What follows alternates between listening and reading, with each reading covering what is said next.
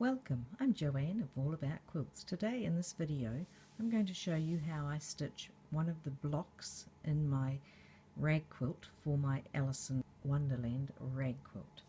I start first with the 3 pieces of fabric all laid out one on top of the other just as they're going to be in the block. You can see that what it starts with is my backing piece of fabric. And then there is my sandwich piece, which is a solid block of colour as I mentioned, and then I have my top piece on top. You'll notice also that I have pinned centrally around each side. So I've got 4 pins showing. That's to hold the fabric in place and also not be in the way of the sewing machine or my marking. What I do next is I like to mark my sewing lines.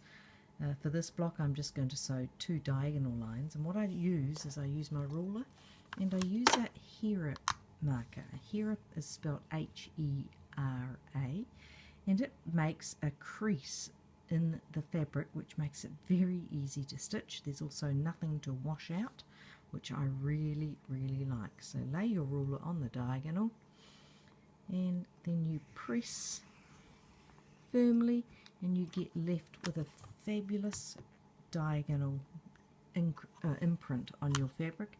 I'll repeat that on the other side before taking my block to my sewing machine to sew. You'll notice that when I sew my block I like to use an open-toed foot. That's just so that I can see the line I'm sewing beautifully. I also like to use a slightly larger stitch than normal.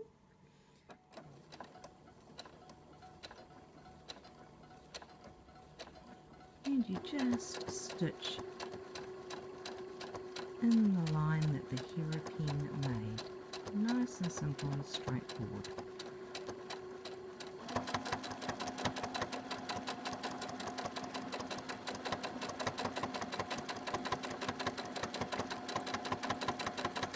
Here you can see I've finished the block. I've stitched both lines on the diagonal, and on the other side I've got both lines on the diagonal. Oh, probably should be up this way is the right way. And I'm ready to make my next block. The next video I'll show you how I do an applique on my block.